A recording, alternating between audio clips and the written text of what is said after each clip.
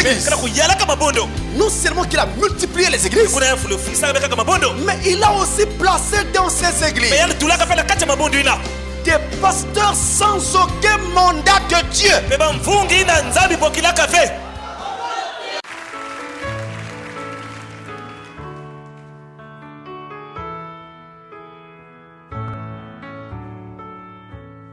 Above all powers, above all kings, above all nature and all created things, above all wisdom and all the ways of man,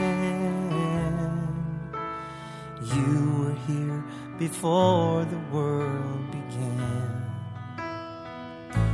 Above all kingdoms, above all thrones, above all wonders the world has ever known,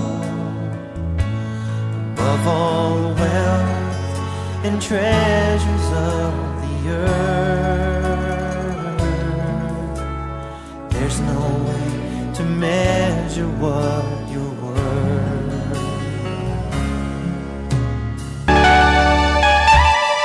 Dieu, notre Père Céleste, nous nous approchons de toi sous le sang versé de l'agneau et nous venons à toi, Seigneur, tel que nous sommes. Comptons simplement sur ta grâce et sur tes grâces, de façon qu'en ce jour, Seigneur, quand ce culte aura pris fin et que nous serons sortis, Seigneur, que nous puissions constater que le Saint-Esprit a fait un travail particulier dans nos vies. Puisses-tu pardonner nos péchés et nous regarder tous au travers du sang de l'agneau. À présent, Seigneur, transporte-nous dans ton royaume au travers de la parole. Nous te dédions ce moment et prions que le Saint-Esprit nous inspire fortement, Père Tout-Puissant. Bénis la parole que nous allons lire et conduis toutes choses au nom de Jésus-Christ. Amen.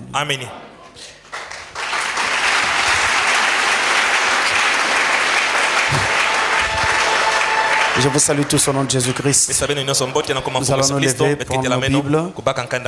Apocalypse chapitre 9, versets 1 et 2. Alors nous lisons au nom du Seigneur Jésus-Christ. Le cinquième ange sonna de la trompette. Et je vis une étoile qui était tombée du ciel sur la terre. La clé du puits de l'abîme lui fut donnée. Et elle ouvrit le puits de l'abîme. Et il lui monta du puits une fumée, comme la fumée d'une grande fournaise. Et le soleil et l'air furent obscurcis par la fumée du puits. Amen. Amen. Que Dieu bénisse sa parole. Merci, vous pouvez vous asseoir.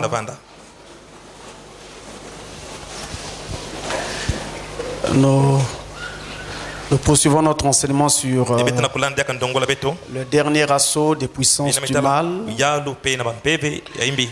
J'étais en train de dire depuis le début de l'enseignement que nous parlons de dernier assaut pour indiquer qu'il y a toujours eu des assauts, des attaques de Satan contre le peuple de Dieu tout au long des âges. Mais maintenant nous sommes à la fin des temps. Et donc l'assaut que Satan mène maintenant est en fait le dernier. Si je peux m'exprimer ainsi. Le dernier pour amener les gens donc à s'éloigner de Dieu et grossir les rangs de son armée. Parce qu'il sait qu'il a une grande guerre à livrer très bientôt. Ce que la Bible appelle la bataille de Gog et Magog. Donc il lui faut avoir plus d'adeptes, plus de soldats, plus de membres.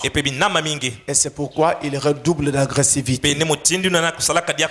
Cet assaut est très particulier. Ce que le prophète nous montre, que de tous les esprits qui ont attaqué l'homme depuis la création, eh bien ces esprits-là se sont tous rassemblés en ce temps de la fin et agissent en une seule fois pour alors mener cet assaut final. Et nous aussi, nous essayons donc de nous prémunir, de nous protéger en étudiant cela et en voyant au travers de cela les armes que notre Dieu nous a données. Nous avons donc commencé par parler d'abord de cet assaut prophétiquement. Nous avons ensuite parlé de l'assaut contre les habitants de la terre. Dernièrement, nous parlions des assauts contre les foyers, les maisons. Montrons comment est-ce que Satan est allé même jusqu'à chez nous. Il a élu domicile. Alors il s'emploie à faire que Christ ne soit pas honoré dans nos maisons. Aujourd'hui, nous parlons donc de l'assaut contre les églises. Contre les églises. D'abord, je voudrais commencer par vous montrer. Je vais essayer vraiment de beaucoup lire le prophète aujourd'hui pour asseoir ce que je vais vraiment dire. Je commence par vous rappeler ce que le prophète nous a dit, que nous avons déjà lu dans la prédication l'invasion des États-Unis au paragraphe 175. L'invasion des États-Unis, paragraphe 175. Alors regardez ce que le prophète nous a déjà dit. Nous l'avons déjà lu ici une fois, mais j'y reviens parce que c'est vraiment important. Le prophète dit: Alléluia. Je le dis parce que je sens la présence du Saint-Esprit ici. L'invasion a lieu. L'invasion a lieu. Donc cet assaut a lieu en ce moment.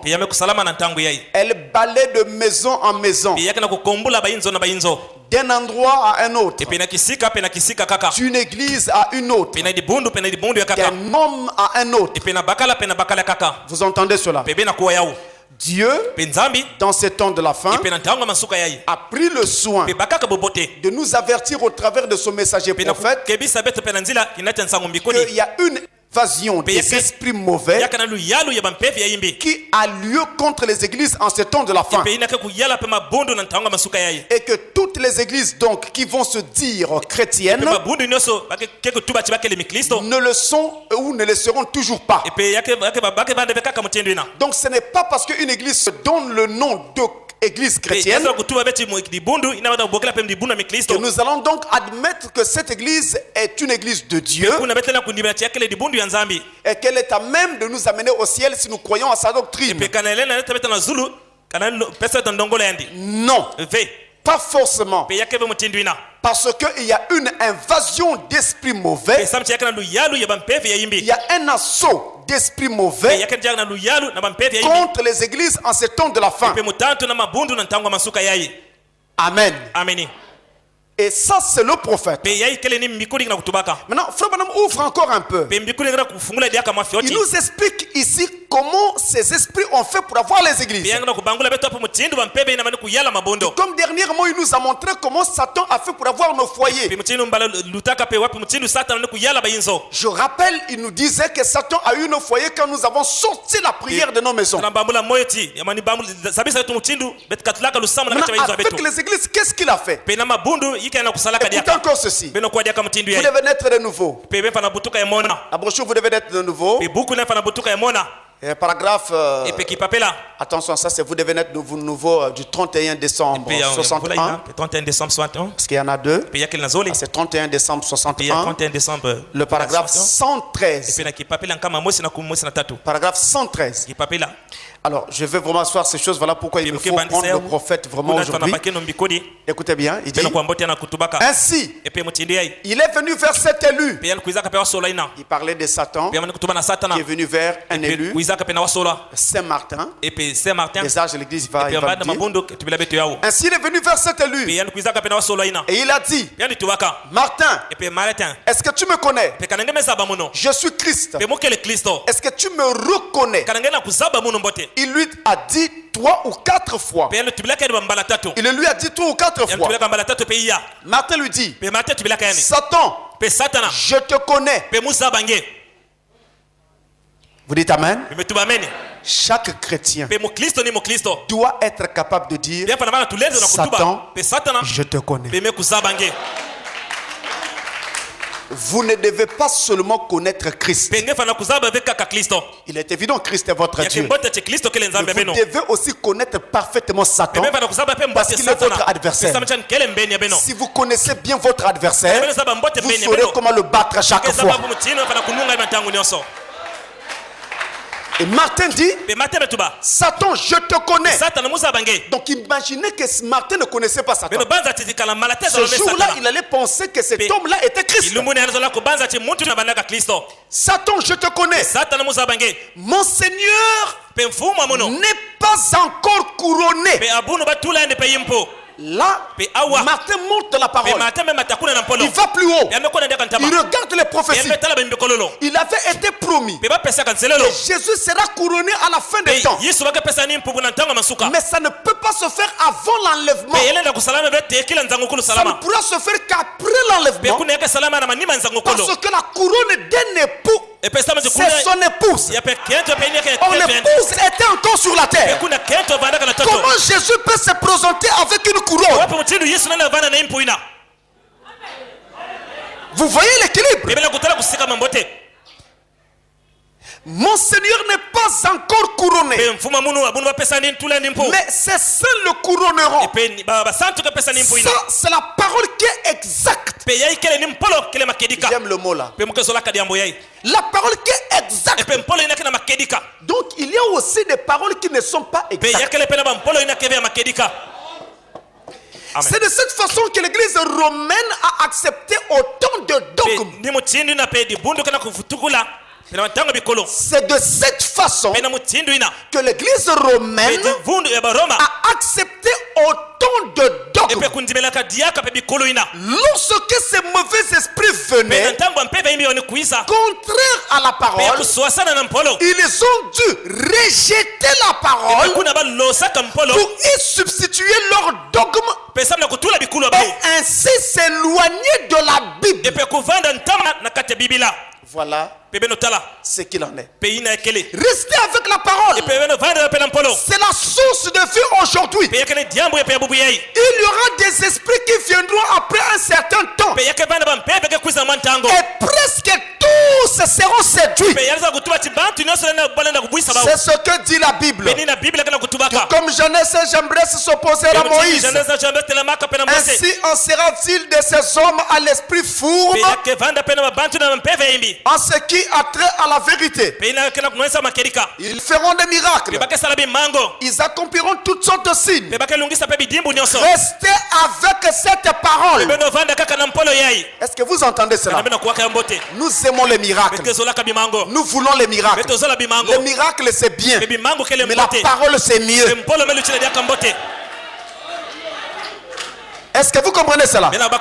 Attendez, quand je vais poursuivre, vous comprendrez mieux cette pensée. Quand je vais poursuivre, vous allez mieux comprendre. Donc, le prophète nous montre que les églises ont été eues lorsque chacune se mettait à rejeter la parole pour accepter les dogmes, les credos, les ismes et tout ce que Satan venait leur présenter. Ils ne prenaient pas le temps ni le soin de vérifier dans la parole si la nouvelle doctrine apportée était biblique ou pas. Ils ne vérifiaient rien pourvu que ce soit quelque chose qui était accepté par la plus grande majorité. Alors ils allaient avec. C'est ainsi que nos églises se sont organisées. Et Satan a eu ces églises. Et aujourd'hui, elles ne sont plus que des épaves. Elles parlent de Jésus, mais Jésus n'est plus présent. Comment vous pouvez comprendre que pour garder les gens dans une église, les églises se sont mises à organiser des matchs de Nzango?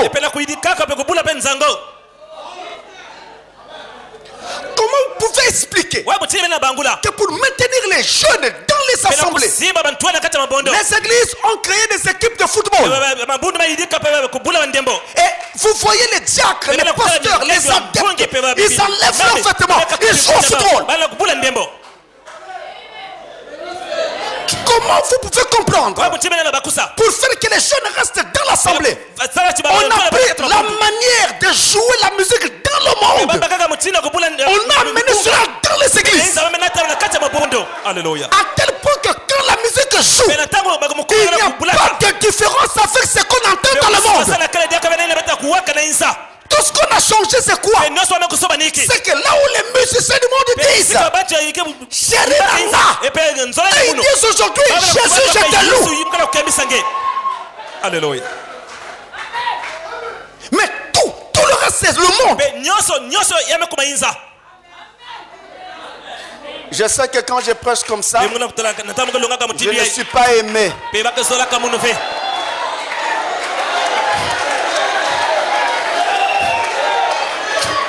Mais je ne cherche pas à être aimé par les hommes. Je cherche à être aimé par le Seigneur. Ce qui m'importe, c'est de restituer la vérité. Que vous m'aimiez ou que vous ne m'aimiez pas, aujourd'hui ou demain, vous vous rendez compte que je vous disais la vérité.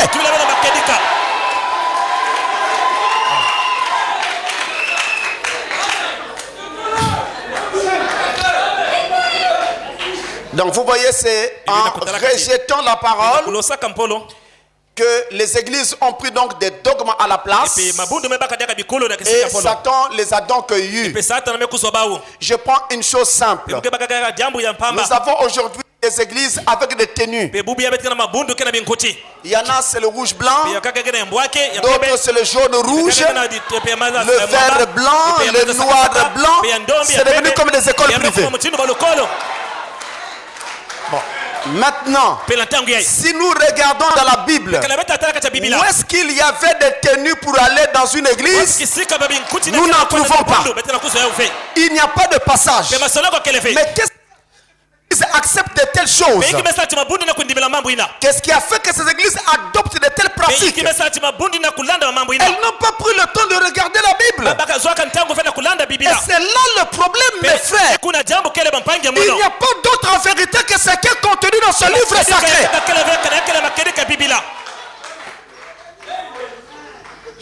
Et le prophète nous dit encore quelque chose d'autre. Question-réponse du 23 décembre 59. Question-réponse du 23 décembre 59. Le paragraphe 69. Alors si vous n'avez pas suivi pendant que je parle, vous avez le texte à l'écran. Paragraphe 69. C'est la question-réponse du 23 décembre 59. Il dit: les mauvais esprits trompent les gens. Et ces esprits, bien souvent, sont très religieux. Vous dites: vous voulez bien dire religieux? Oui, monsieur. Ils enseignent même les Écritures. La Bible. Sûrement. Là, ça va plus loin. Là, le prophète nous montre que ces esprits trompeurs, ces esprits méchants vont aller jusqu'à prendre la Bible et se mettre aussi à enseigner les mêmes Écritures et à prétendre aussi dire la vérité. Mais une chose reste une évidence. Frère Branham dit encore que Satan peut tout imiter, mais Satan ne peut pas répéter ses paroles mot à mot. Ça, il ne peut pas. Donc ils peuvent enseigner et bien parler, mais ils ne pourront pas répéter ces paroles mot à mot. Et je voudrais croire, mes frères, que même si on ne comprend pas, en tout cas le mieux serait de croire tout ce qui est dit dans la parole. Nous prenons d'abord tout et nous allons avec. Mais aujourd'hui, et ça c'est surtout une difficulté dans le message, vous trouvez des groupes de pasteurs qui ont une vision. Et par rapport à cette vision, ils crucifient toutes les autres écritures qui parlent du contraire. Donc tout ce qui parle du contraire de ce qu'ils croient, ils crucifient ça. Ou ils ne montrent pas cela aux enfants de Dieu. Ils cachent ces choses-là. Moi je ne fais pas comme ça. Moi je vous montre tout. Sans contredit. Je crois par exemple, je vais prendre un cas simple. Quand nous parlons de la télévision par exemple, je vous ai montré là où Fobranam était contre la télévision. Je vous ai lu ça. Et après, je vous ai aussi montré pourquoi. Et enfin, je vous ai montré aussi là où il était pour. Parce que Frère Branham a prêché à la télévision au moins 3 fois pendant son séjour terrestre. Il prêche et on retransmet à la télévision. Pourquoi? Est-ce que vous comprenez l'équilibre? Donc les points de vue doivent être équilibrés. Et quand le prophète dit que ces mauvais esprits enseignent même les Écritures, et ils sont même religieux, c'est là où ça confirme ce passage de Matthieu 24 que je vais prendre. Matthieu au chapitre 24, le verset 23 à 25. Ça confirme ce passage qui dit: si quelqu'un vous dit alors, le Christ est ici, ou il est là, ne le croyez pas, car il s'élèvera de faux Christ et de faux prophètes. Ils feront de grands prodiges et de miracles, au point de séduire, s'il était possible, même les élus. Voici, je voulais annoncer d'avance, au point de séduire, s'il était possible.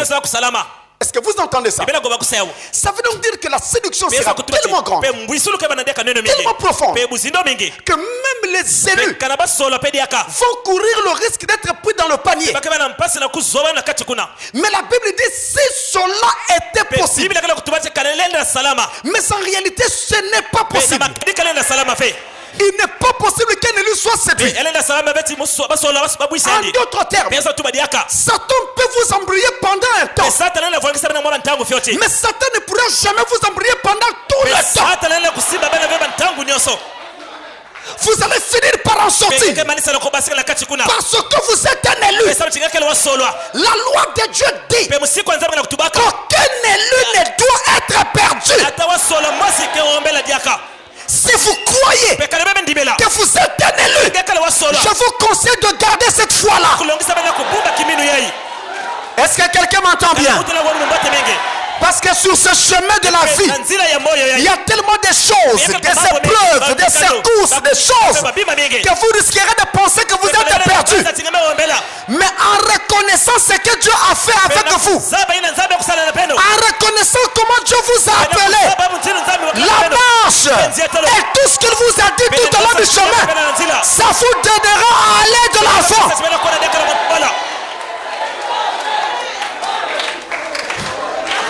Gardez cette foi-là. Et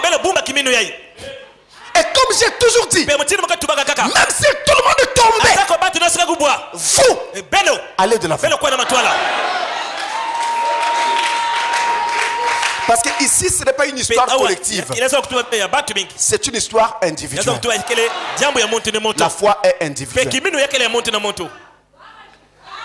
Alors voilà ce que Satan a donc fait. Il a établi toutes sortes de pièges et a lancé son assaut contre les églises. Et maintenant, en lançant son assaut contre les églises, Satan a commencé par faire une chose très importante. En dehors de tout ce que je viens de vous montrer, le diable a commencé par multiplier les églises. Je vous dis, mes frères, Nous avons tellement d'églises que si on devait les compter toutes confessions confondues, je ne sais pas à combien nous sommes déjà. Vous prenez une ville comme Kinshasa. Je parle seulement des églises du message. Dans une ville comme Kinshasa, on a plus de 1000 églises. Plus de 1000 églises, donc 1000 tabernacles. Dans une ville comme Kinshasa. Là, je parle juste des églises du message. Mais si vous ajoutez les autres confessions, je ne sais pas à combien nous sommes. Bon, dites-moi vous-même. Est-ce qu'il est vraiment facile de faire un choix au milieu de 1000 tabernacles? C'est très difficile. Vous cherchez une église où aller prier. Et vous en avez 1000. Comment vous ferez? Quand nous étions autour de l'an 2000, dans Pointe-Noire, nous avions une histoire de près de 150 tabernacles. Là, c'est à l'an 2000, autour de l'an 2000. Parce qu'il y a eu une période où j'ai aidé mes frères qui travaillaient à la bibliothèque. Et donc, je connaissais les effectifs que nous avions en église. On était autour de cela. Aujourd'hui, on est à combien? À tel point que vous pouvez trouver une vingtaine de tabernacles dans un petit rayon. Et ça, c'est dans Pointe-Noire. Hier, dans une petite ville comme Nkayi, nous avions encore jusqu'en 1996. Je crois 1996 ou 1995, pendant que je m'y rendais pour une mission. Nous avons en ce moment-là 2 tabernacles. En ce temps-là. Aujourd'hui, Nkayi est maintenant à près de 30 ou 40. Donc ça galope, ça avance. Là, je ne parle que des églises du message. Et pendant même que je parle de tous ces effectifs-là, mais je vous parle là des effectifs des églises enregistrées. Pas de celles qui ne sont pas enregistrées. Ce n'est pas mauvais d'avoir plusieurs églises. C'est très bien. Mais seulement ce que vous ignorez là-dedans, c'est que Satan est derrière cela. La multiplication des églises, c'est aussi l'affaire de Satan. Le but, c'est lequel? C'est de s'aimer la confusion en multipliant les voix. Il y a tellement de voix, tellement de sons qui se font entendre, tellement de gens qui prêchent, des tabernacles, des églises et des doctrines différentes, à tel point que les gens sont embrouillés. Je reviens encore sur le cas du message. Si vous avez 1000 tabernacles, vous avez 1000 doctrines avec un même prophète. Alléluia. Comment expliquer qu'on a le même prophète, nous avons le même message, le même Dieu, mais 1000 doctrines? Si Satan n'était pas derrière. Donc les églises se sont multipliées. C'est le diable. C'est moi la confusion.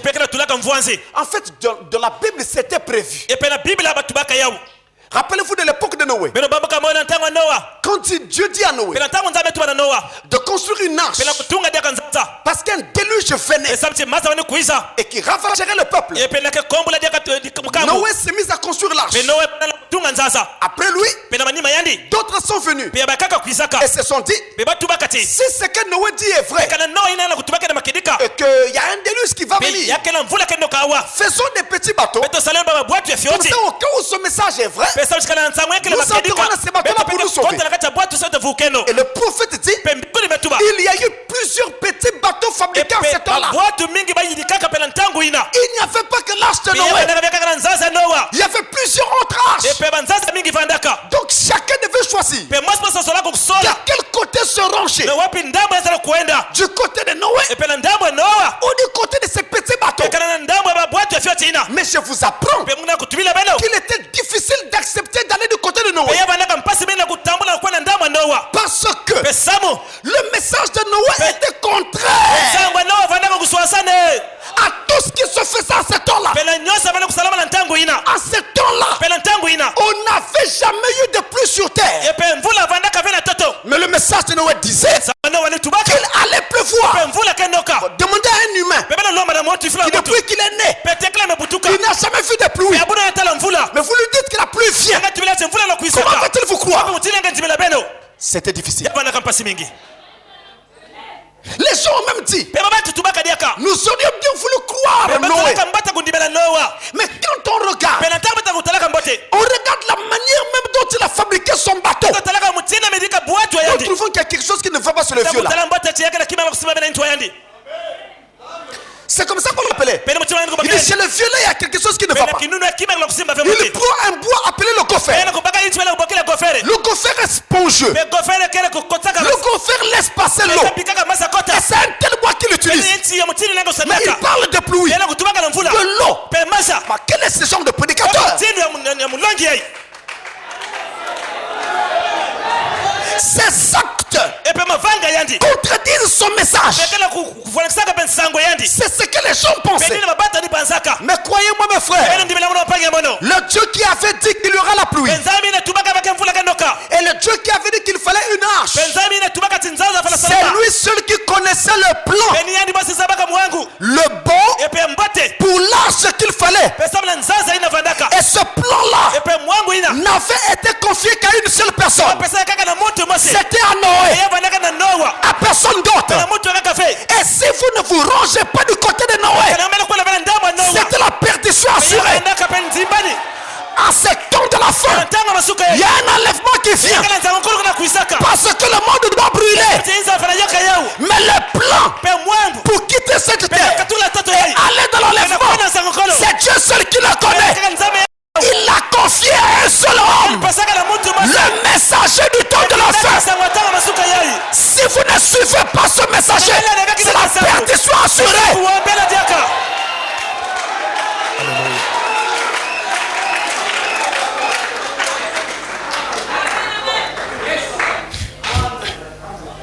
Laissez les gens dire ce qu'ils veulent dire. Laissez les églises critiquer. Mais dès lors que vous voyez que ce message est biblique, accrochez-vous-y. J'aimerais entendre un grand amen. Il y a une différence entre le message et les églises de réveil. Le message prépare l'épouse à l'enlèvement. Le message, ce n'est pas une histoire de combat spirituel. Ce n'est pas une histoire de ce genre. Mais c'est la préparation de l'épouse à l'enlèvement. Ce que vous ne savez pas, c'est que quand vous dites amen à la parole, quand elle sort, la parole la rentre à vous. Et quand elle rentre à vous, elle commence un mécanisme de transformation. Chaque jour qui passe, chaque jour qui passe, chaque jour qui passe, quelque chose change en toi. Quelque chose change en toi.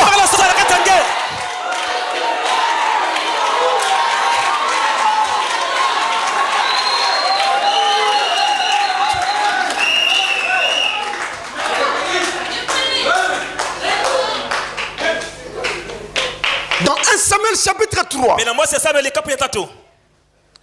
verset 1 à 2. 1 Samuel 3. Nous avons un passage très beau ici qui nous parle de cette multiplication des églises en ce temps de la fin. Je pense cela avec vous à l'écran. Il est dit ici à l'écran, 1 Samuel 3, verset 1 et 2. Le jeune Samuel était au service de l'Éternel. Devant Élie.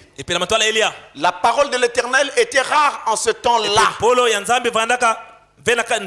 La parole de l'Éternel était rare en ce temps-là.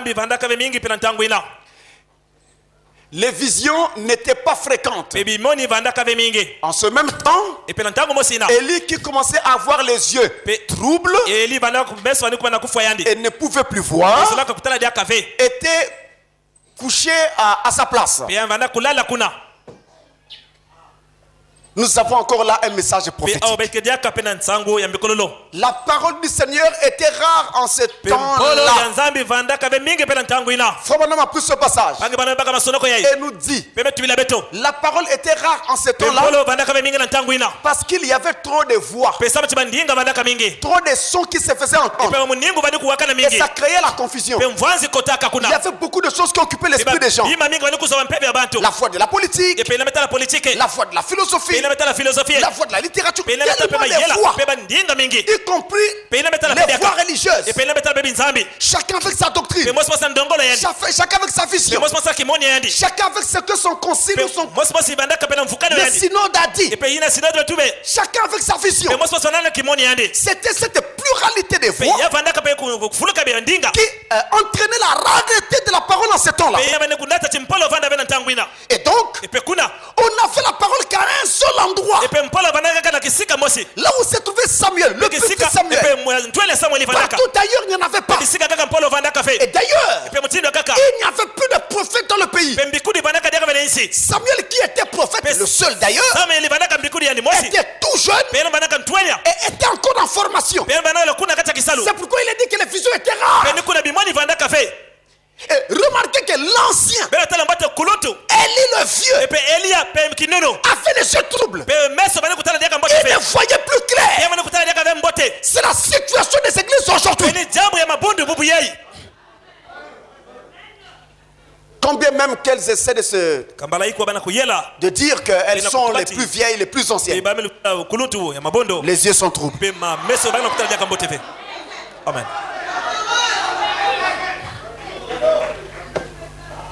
Et Esaïe, au chapitre 4, annonce quelque chose encore en rapport avec cela. Esaïe 4, verset 1. Chapitre 4, hein? Le verset 1. Et 7 femmes saisiront en ce jour un seul homme et diront, nous mangerons notre pain, nous nous vêtirons de nos habits, fais-nous seulement porter ton nom, enlève notre opprobre. En ce temps de la fin, 7 femmes saisiront un seul homme. 7 femmes saisiront un seul homme. Dans la Bible, la femme c'est le type de l'église. 7 femmes qui saisiront un seul homme. C'est un type de cet âge de l'église. Mais aussi un type de l'organisation des églises. Nous aurons donc plusieurs églises organisées au temps de la fin qui vont toutes s'attacher à un seul homme, le Christ. Mais en lui disant, nous mangerons notre propre pain. Nous aurons notre propre évangile.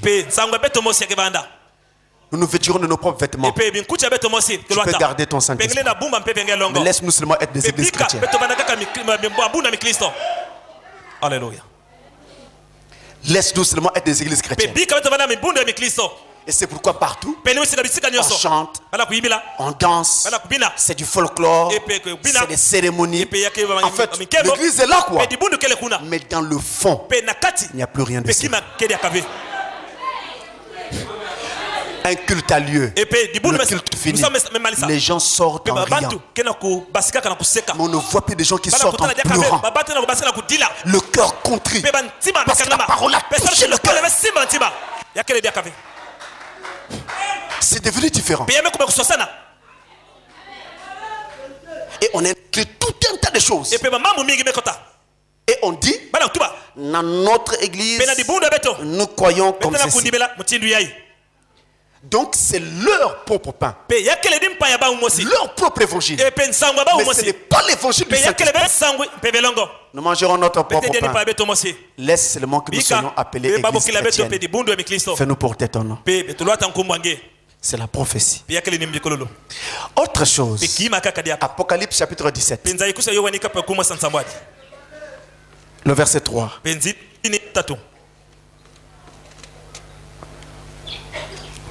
Apocalypse 17, verset 3. Frère, je vous le dis, vous pouvez être une église, avoir des difficultés comme toutes les autres, avoir des problèmes, mais une chose que vous ne devez jamais faire, il ne faut jamais mettre la parole dehors. Si vous mettez la parole dehors, l'église est morte. Mais tant que la parole sera à l'autel, même les péchés des gens seront arrangés. Mais quand la parole quittera l'autel, c'est terminé. Apocalypse 17, verset 3, il est dit: et il me transporta en esprit dans un désert, et je vis une femme assise sur une bête écarlate, pleine de noms de blasphème, ayant 7 têtes et 10 cornes. Une femme assise sur une bête écarlate. Qui est cette femme? Je vous le concède. Je vous laisse ça. Qui est la bête écarlate? Qu'est-ce que ça représente, cette bête écarlate? Ça aussi, je vous laisse. Ce qui m'intéresse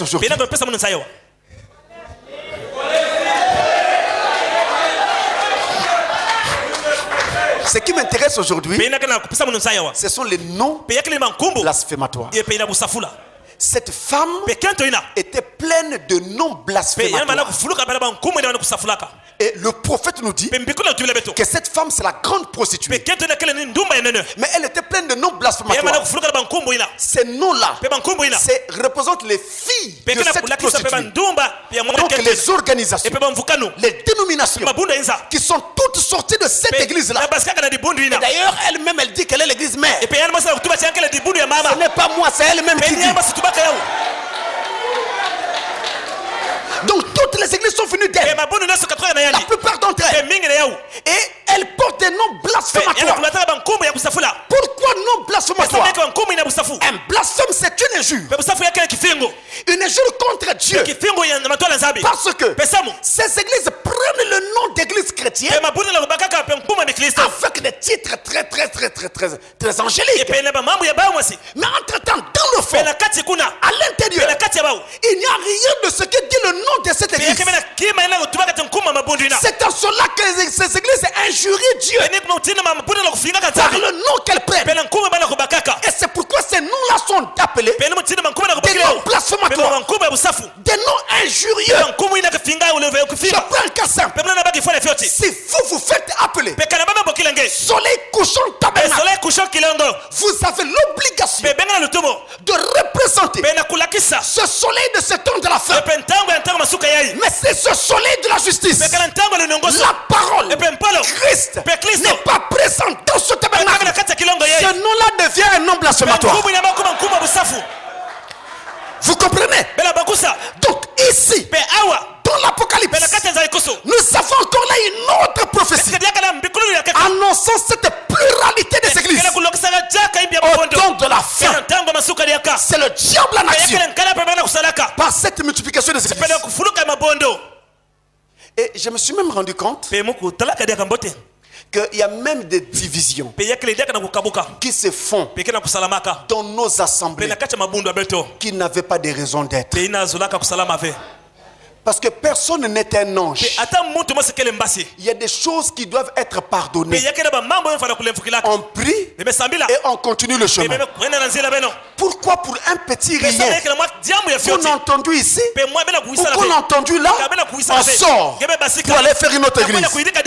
Cela montre que cette intention-là était dans les gens il y a longtemps, mais ils ne savaient pas comment sortir la tête. Et ils profitent de l'erreur d'un pasteur, d'un frère ou d'une église, d'un diacre ou de quoi que ce soit pour dire non, on sort. Dieu n'est plus là-bas. Mes frères, si Dieu devait nous abandonner à la moindre de nos erreurs, personne ne serait vivant maintenant. Je répète, si Dieu devait nous abandonner à la moindre de nos erreurs, personne ne vivrait. Mais Dieu pardonne, Dieu est amour. Mais nous sommes devenus plus saints que de Dieu. La sainteté des gens d'aujourd'hui dépasse celle de Dieu. Dieu lui pardonne. Pour un homme, l'enfer, ça c'est le diable. Le diable est dans l'assemblée. On sort de l'assemblée. C'est un mauvais esprit. Et comme ça, on a division sur division. Division sur division. Depuis que la première église de Brazzaville s'est divisée, c'est un esprit qui suit toutes les assemblées partout. Je parle sur le contrôle des anciens qui étaient avec moi en Koukabateke là-bas à Brazzaville à l'époque. Et nous allons de division en division en division en division. Jusqu'à quand? Quelqu'un se lève aujourd'hui et dit que c'est lui qui a la vérité. Demain, vous entendez encore ceci. Un groupe sort, formé encore ceci. C'est jusqu'à quand?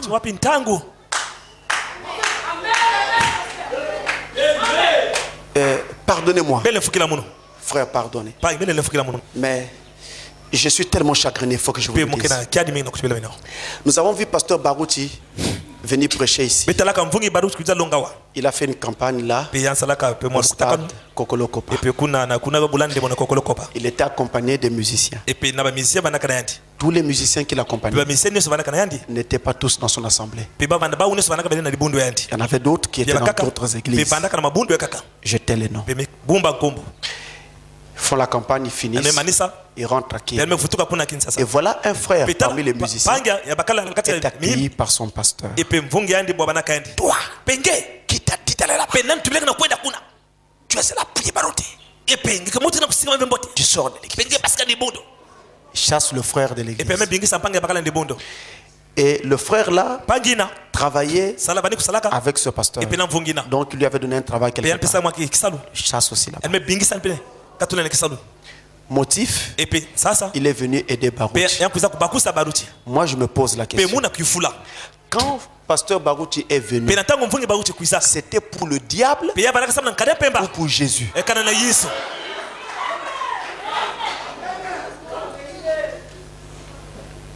Est-ce que vous pouvez comprendre où est-ce que nous sommes arrivés? C'était pour Jésus. Mais ce frère-là est allé aider Jésus. Bon, le problème est en fait où? Bon, maintenant, quelle est cette inimitié entre pasteurs qui peut amener jusqu'à penser que l'autre est carrément le diable? Et donc tout ce qu'il fait est satanique. Il n'y a que ce que toi tu fais qui est bon.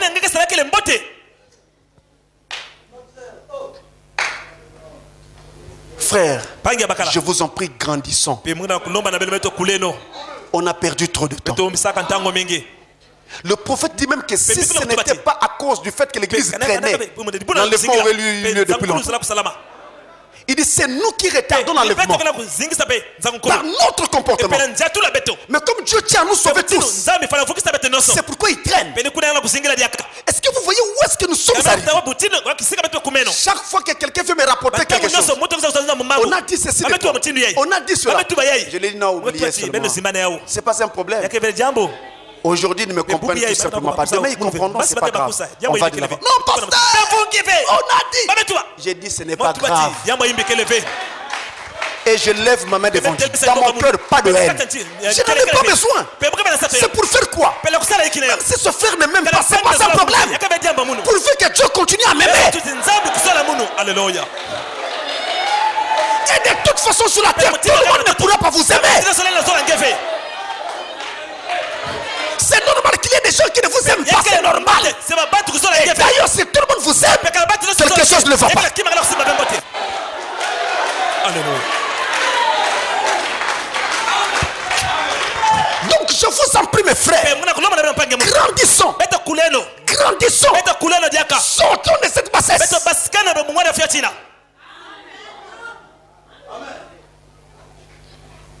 Et le diable, dans son assaut contre les églises, non seulement qu'il a multiplié les églises, mais il a aussi placé dans ces églises des pasteurs sans aucun mandat de Dieu.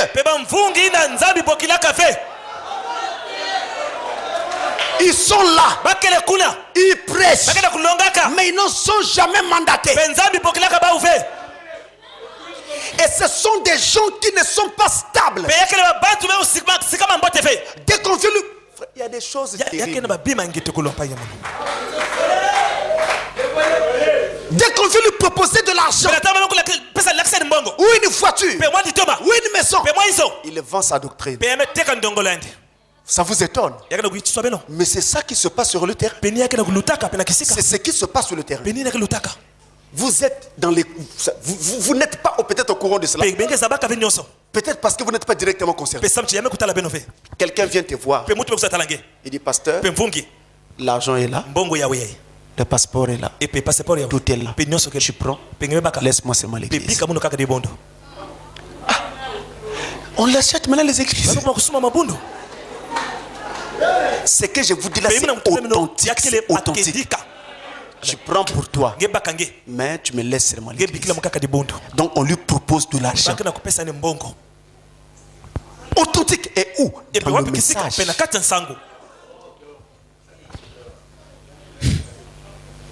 Je n'arrive plus à comprendre. Mais paraît-il que Dieu vous avait appelé? Mais si Dieu vous appelait, commencez par une personne, on verra l'église grandir. Ça sera la preuve d'un ministère envoyé par Dieu. Ces gens-là ne supportent pas ça. Ils n'ont pas le temps. Ils sont tellement grands ministres qui n'ont pas le temps de commencer les petites églises. Ils doivent commencer par ce qui est déjà grand. Donc ils arrivent quelque part. Oh pasteur, je suis seulement des passages. Si tu peux me prêter la chair, je passe seulement. Prêche pasteur. Il prêche le premier jour. Il reste fidèle à la parole. Le lendemain il vient fidèle à la parole. Après il dit bon, comme je les ai eus, il tourne. Si vous voyez des pasteurs avec telle chose, là il a vu une faiblesse. Quand le pasteur là, il cible ça pour que son église le vomisse. Et alors quand les gens vont se lever, lui dit moi je sors. Mais tu sors comment? Est-ce que tu étais membre de cette église avant? Alléluia. Tu étais des passages. Comment tu sors? Alléluia.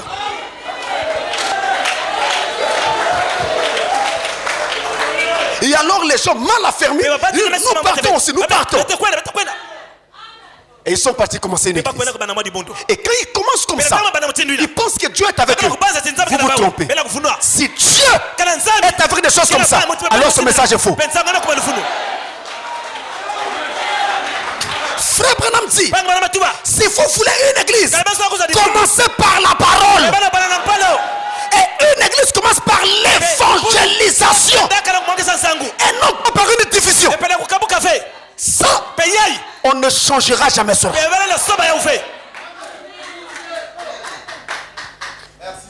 Sans aucun mandat. Voilà ce qui arrive aux gens. Mes frères, ce travail est vraiment difficile. Parfois je me demande, quand je vois des gens qui veulent être ministres, ils ne savent pas qu'il y en a d'autres qui veulent quitter le ministère. Parce que c'est vraiment difficile.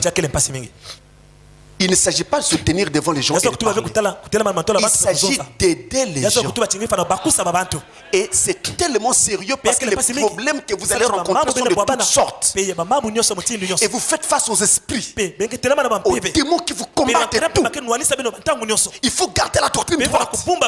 Il faut combattre ici, combattre là. Donc vous combattez pour votre propre salut. Et vous combattez aussi pour le salut de toutes ces armes que vous voyez là. Frère, ce n'est pas facile.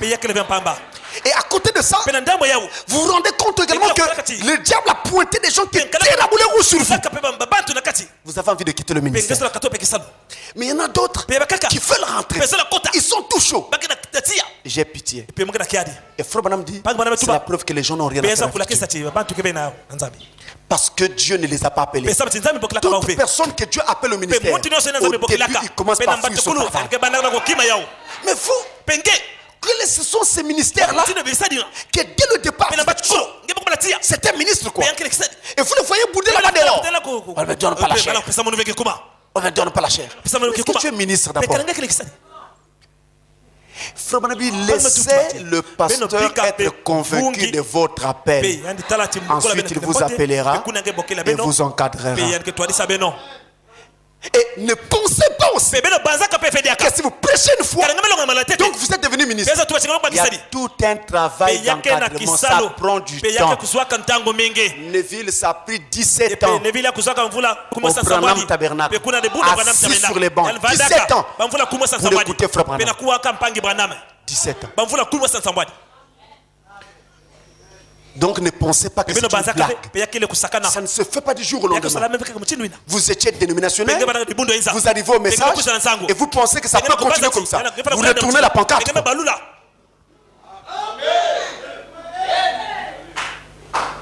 À côté de cela, non seulement des pasteurs non mandatés, et ces histoires des pasteurs non mandatés, ça gagne tous les cercles chrétiens. Les cercles du message, les cercles des églises des réveils, partout, surtout là-bas. Il suffit que vous ayez l'argent. Dès que le pasteur voit que vous avez l'argent, on vous appelle. On vous nomme ancien. C'est une nomination. Ce n'est plus un appel, mais une nomination. Mais ce n'est plus un appel. À côté de ça, Satan a aussi placé